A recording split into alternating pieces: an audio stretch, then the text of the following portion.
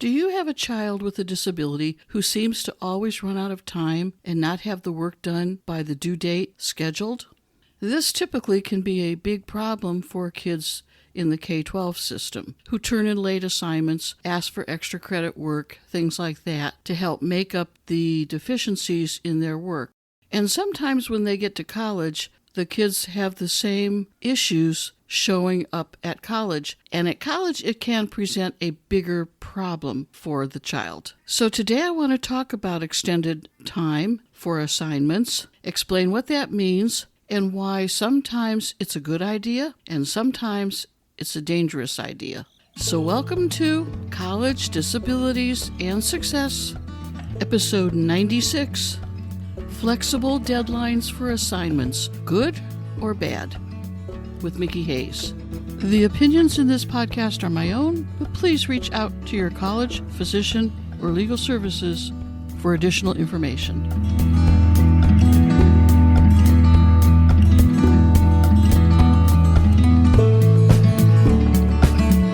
So I have often had students come to my office, and when we talk, one of the accommodations that they tend to ask for would be extended time for assignments or flexible deadlines for assignments. And that can often present a problem, depending on the situation. It can be a dyslexia or a disability in reading. It can be a physical illness. So let's talk about the different situations where that might apply. Let's start with physical illness. If your child suffers from a physical illness, let's say Crohn's disease or sickle cell anemia, something that has flare-ups that impact the student's ability to get to school and to possibly get the work done on time.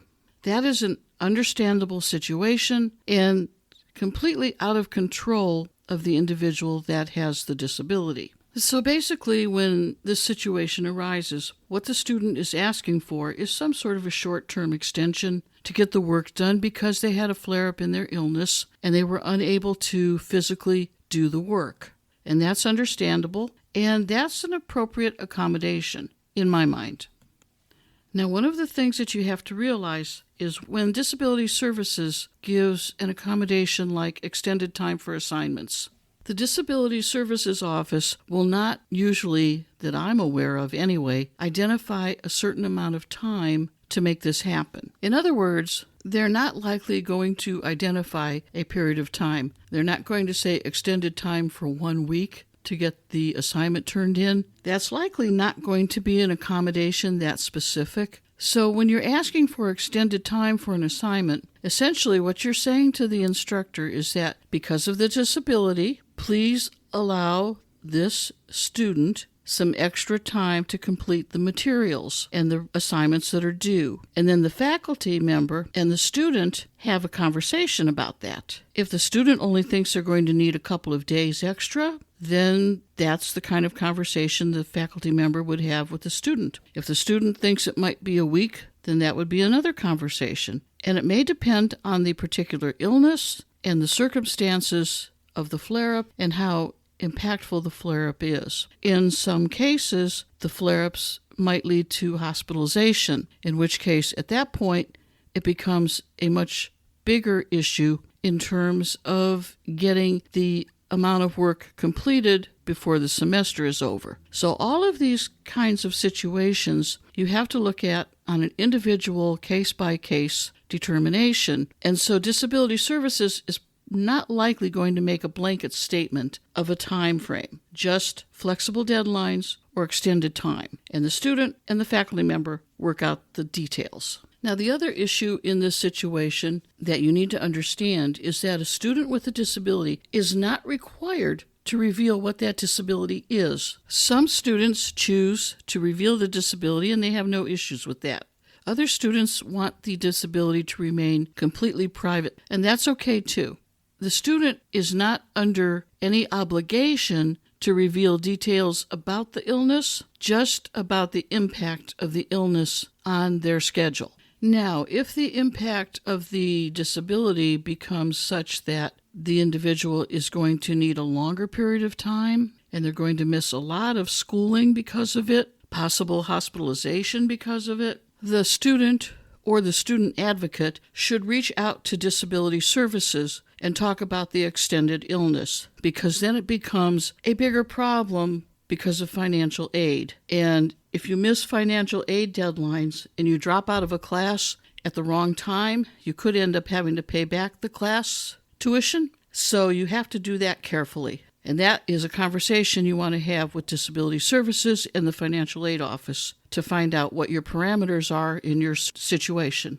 But if it's just a simple situation where the illness has had a flare-up, but you'll be back in a week, no harm, no foul, then those kinds of accommodations should be handled very simply and very smoothly, as long as the student and the faculty member talk to each other. Now, the other thing that you should know about this situation is that if for some reason the student doesn't meet the deadline and has to take an incomplete in the class, every college has their own parameters set up for students to get an incomplete. You have to have a certain percentage of the work already finished. You only get a certain amount of time to get that grade changed and a certain amount of time to get the work in that is due before that grade will turn to an F. So you need to talk to disability services again if it looks like it's going to go into an incomplete. And you need to talk to the instructor, definitely, if it's going into an incomplete, so that the instructor can advise you as to how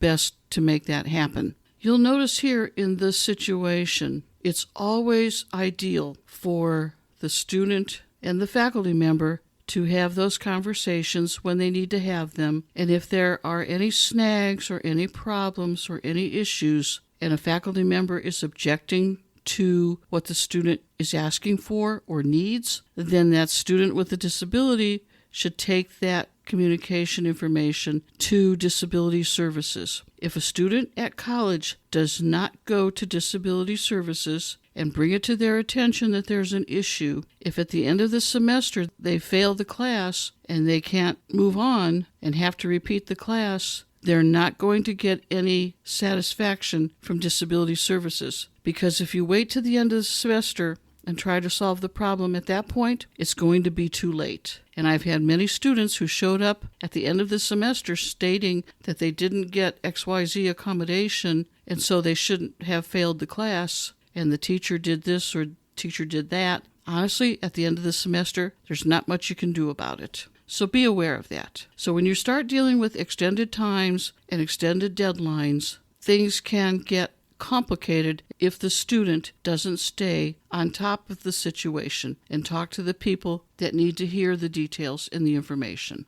Now, there's a second situation where students often don't get their work finished, and that's because of a dyslexia or a disability in reading, or a dyscalculia, disability in math, or dysgraphia, disability with writing. There's something happening in those communications in the academics, and so it takes longer to complete them, and that's natural, and I understand that. But the issue here with a student who has dyslexia and can't get those kinds of things done in a timely manner, today with all the technology that's out there, the screen readers and the dictation technology that's available, the different apps that are out there that do amazing work that you can dictate to, you can edit with, there's all kinds of resources that can be available for students with dyslexia. Screen readers, you can order electronic textbooks so that you have your text read to you, so it doesn't interfere with your reading. There's all kinds of materials out there. So if you need to arrange those accommodations with disability services, have a conversation with them. They should have materials that they could possibly loan you. If you get a chance, listen to the episode I did with Dr. Richard Chapman, episode 26, Disabilities and Self-Determination. Dr. Chapman is a student that I had when I was working at the colleges, and he always used Dragon Naturally Speaking to do his papers and do his writing and his reading because he has cerebral palsy and it interferes with his ability to do those things. But extended time was never an issue to turn in the assignments because he used the technology to get the assignments done. So if you have a student with that kind of an issue, possibly cerebral palsy, or some communication issue, autism, dyslexia, whatever it would happen to be, technology is your friend, and technology will help that individual meet their deadlines and get their work done. So that's a case where flexible deadlines can become a problem and would probably be a bad thing, because what will happen if you give flexible deadlines in those circumstances is that everything piles up at the end of the semester. And now you're in a situation where you have to hope you can get an incomplete, and you have to hope that you can get everything done before that incomplete runs out of time. So you're scrambling at the end when you could have been easing your way through it quite simply using technology during the course of the semester. So the bottom line in this podcast today is when you're dealing with extended time for assignments, flexible deadlines for assignments, when you're dealing with these kinds of accommodations, you need to figure out the long-term impact of what is going to happen. And if you are going to be able to handle the long-term impact, and if it's in your best interest to have those accommodations or not. So you have to think ahead a little bit when you're dealing with these kinds of accommodations. When you talk to disability services, be really honest with them about their situation so they have a clear understanding of your needs and the best way to support you. But realize that these cases are all going to be individually determined, a case-by-case determination. There is no blanket protocol for everybody because they are all individual situations. But every college is going to do their thing. They're all going to establish their protocols and procedures individually for that college. So one college may handle it one way, and another college could handle it a different way. Now, one last thing I'd like to mention. If you are dealing with illnesses that you know are going to impact your attendance through doctor's appointments or through continuous flare-ups or through the time of day that you have to take the class, one of the accommodations you might want to talk to disability services about is a priority registration accommodation. Some colleges just open up the registration to everybody at the same time, then it's no big deal, first come, first serve. But if you are a freshman and registration for freshmen doesn't happen until after the seniors and the juniors and the sophomores have all had their shot at it first, then you may want to have priority registration as an accommodation. Then you would talk to disability services about that as well. I hope you found some value in today's podcast. Flexible deadlines are really a very important issue, and sometimes they make sense, and sometimes they don't. Sometimes they're in the best interest of the student, and sometimes they are not. And so there are conversations that need to be had with disability services and the student and the professors to make sure that everything gets worked out smoothly and easily. When you get a chance, check out my website, mickieteaches.com, and look at some of the other articles and blog posts that I have on that website that you may find helpful. And if you have any questions, send me an email at mickieteaches@gmail.com. That's MICKIE, teaches@gmail.com. I also have a free ebook that has over 30 questions that you can ask when you go to those meetings for the first time with disability services, just to make sure that you understand all the twists and turns that going from IDEA rules and laws to ADA rules and laws. The questions are there for you to ask so that you can get your college's answer to your particular accommodation needs. I hope you have a great rest of the day, and we'll talk again soon.